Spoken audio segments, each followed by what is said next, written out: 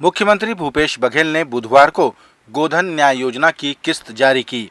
इस दौरान हितग्राहियों के खातों में 18.47 करोड़ रुपए की राशि का अंतरण किया गया।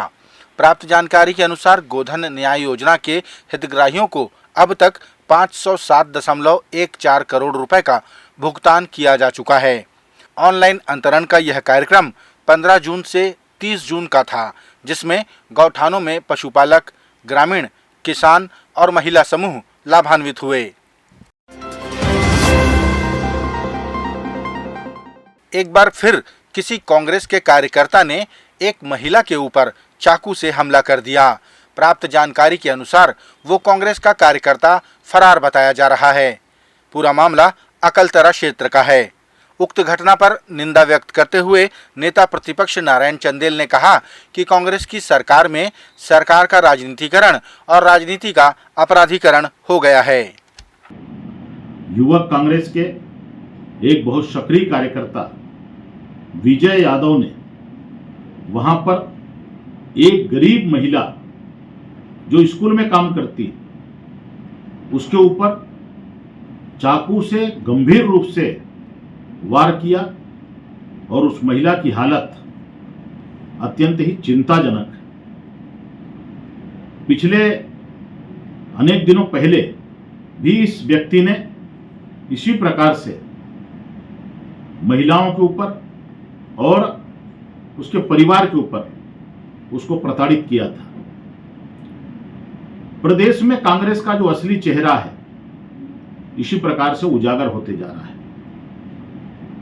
युवक कांग्रेस के उस व्यक्ति ने एक गरीब महिला के ऊपर चाकू से वार किया, लेकिन पुलिस अभी तक उसके ऊपर कोई कार्रवाई नहीं कर रही है। पिछले दिनों हम सब लोगों को मालूम है कि बिलासपुर में युवक कांग्रेस के जिला अध्यक्ष द्वारा एक किसान के खेत को कब्जा करने के लिए उसकी भूमि पर चले गए थे, खेत पर चले गए थे और उस किसान को कह रहे थे कि यह खेत मेरा है, आप नहीं जानते मैं युवक कांग्रेस का अध्यक्ष हूं। इस छत्तीसगढ़ प्रदेश में भूपेश बघेल के राज में छत्तीसगढ़ की कांग्रेस सरकार के जमाने में जो हम बार बार कहते हैं कि प्रशासन का राजनीतिकरण और राजनीति का अपराधीकरण हो गया है, ये सारी घटना उसका जीवंत प्रमाण है। बस्तर के अंतागढ़ क्षेत्र में तैनात सीमा सुरक्षा बल के द्वारा क्षेत्र के बेरोजगार युवक युवतियों को रोजगार देने के उद्देश्य से रोजगारोन्मुखी प्रशिक्षण दिया जा रहा है। इस प्रशिक्षण में plumber, welding, electrical, nursing, two wheeler mechanic, beautician और हॉस्पिटल का कोर्स शामिल है। इस दौरान सीमा सुरक्षा बल पोड़ गांव में 19 बेरोजगारों को प्रशिक्षण के लिए प्रथम फाउंडेशन कौशल प्रशिक्षण केंद्र कुरुद भेजा गया। आज जो बच्चे हमारे यहाँ से जा रहे हैं वो फॉल सीलिंग और साइड वॉल एक कोर्स है, दूसरा कोर्स प्लम्बिंग का है और तीसरा कोर्स जो है वो टू व्हीलर के ट्रेनिंग के लिए जा रहे हैं। तो यहाँ के बच्चे काफ़ी उत्साही हैं। मैं देख रहा हूँ नक्सल प्रभावित क्षेत्र में आज से 2 साल 5 साल पहले की जो स्थिति थी और आज में काफ़ी बदलाव है। बच्चे अपने बारे में सोच रहे हैं, अपने करियर के बारे में सोच रहे हैं, अपने परिवार के बारे में सोच रहे हैं और आगे बढ़ने के लिए लालायित हैं और हम इनका पूरा मदद कर रहे हैं। हम जितने हमारे COBs हैं हर एक COBs के क्षेत्र में लगभग 50 किलोमीटर 55 स्क्वायर किलोमीटर के इलाके में से ये बच्चे आए हैं और ये सब जाएंगे और बहुत अच्छा ट्रेनिंग इनको दिया जाएगा। मुख्यमंत्री भूपेश बघेल ने राज्य में रोका छेका अभियान की घोषणा कर दी। उन्होंने कहा कि 6 जुलाई से 17 जुलाई तक राज्य भर में रोका छेका को लेकर निर्देश जारी किए जाएं। मुख्यमंत्री ने अपील की है कि अब राज्यों में बोआई और रोपाई समेत अन्य कृषि कार्य प्रारंभ हो चुके हैं, जिसको ध्यान में रखते हुए आवारा मवेशियों को गौठानों में ले जाने और उनके चारे पानी की समुचित व्यवस्था की जाए। अब रोका छेका करने का समय आ गया है और मैं सभी किसान भाइयों से, गौठान समितियों से, सरपंचों से, ग्राम के पटेलों से और सभी प्रशासनिक अधिकारियों से ये अपील करूंगा कि कल से लेके 17 जुलाई तक रोका छेका का काम पूर्ण कर ले, क्योंकि अब फसल की रखवाली बहुत ज़रूरी है और जो मवेशी इधर उधर घूम रहे हैं उसे गौठानों तक लाएं, उसके चारे पानी की व्यवस्था भी दुरुस्त कर लें। तो अब रोका छेका कल से प्रारंभ करने का निर्देश अधिकारियों को देता हूं, ताकि सभी जगह मुनादी करा दी जाए सभी गांव में, ताकि रोका छेका का काम शुरू हो सके। छत्तीसगढ़ में एक दिन पूर्व कांग्रेस के प्रवक्ताओं ने 34 बिंदुओं पर घोटाले का आरोप भारतीय जनता पार्टी पर लगाया, जिसे लेकर पूर्व मंत्री अजय चंद्राकर ने अपनी प्रतिक्रिया दी। उन्होंने कहा कि कांग्रेस आज सरकार में है और सरकार आरोप नहीं लगाती, वो तो जांच कराती है। पूर्व मंत्री ने कहा कि 2003 से 2014 तक राज्य में भाजपा की सरकार थी और केंद्र में मनमोहन सिंह की सरकार, तब कांग्रेस ने इन तथाकथित घोटालों की जांच क्यों नहीं करवाई।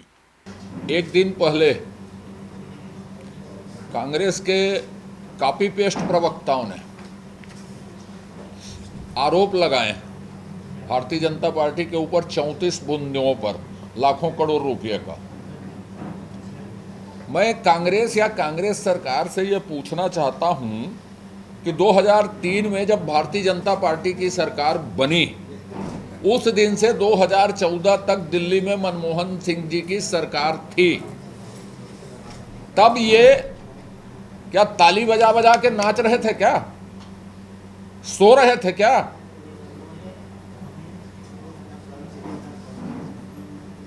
पांच साल से होने जा रहे हैं इनकी सरकार है, ये सरकार चला रहे हैं कि मोंजरा कर रहे हैं?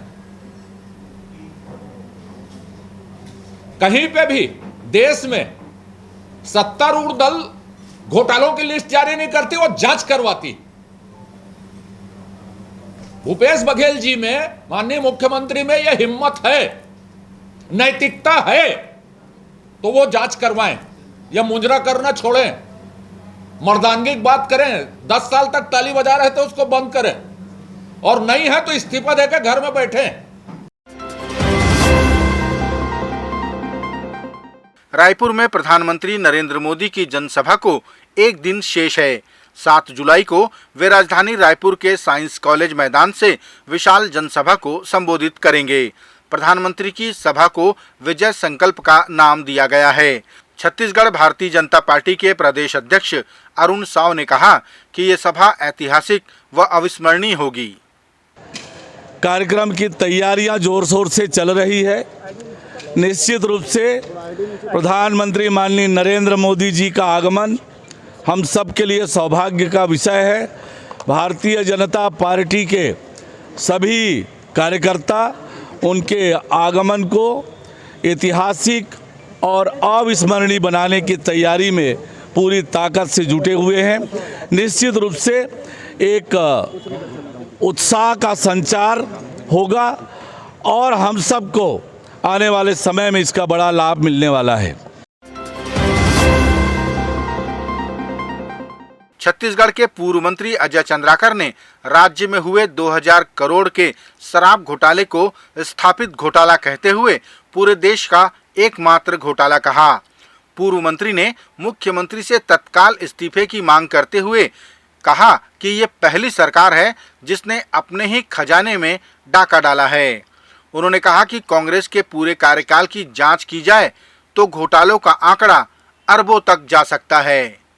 ये तो प्रारंभिक जांच है, 1 साल का किया होगा। जो किंग पिन बताया जा रहा है इसका, वो कौन सी पार्टी का है? ये त्रिपाठी अंदर हुए कौन से सरकार का अधिकारी है, कौन से विभाग में था?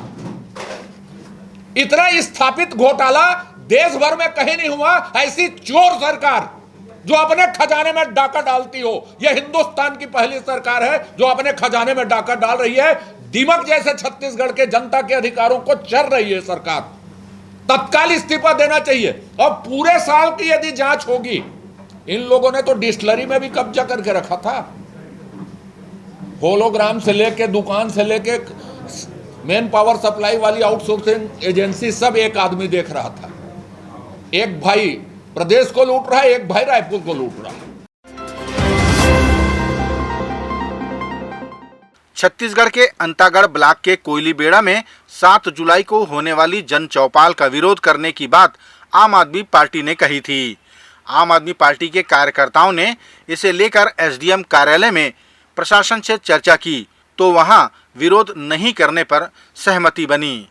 जिले के पार्टी सचिव संतराम सलाम ने कहा कि लगातार मूलभूत समस्याओं की शिकायत के बाद कार्रवाई न होने से नाराज कार्यकर्ताओं ने जन चौपाल का विरोध करने का मन बना लिया था, लेकिन प्रशासन के आश्वासन के बाद जन चौपाल के विरोध को स्थगित कर दिया गया।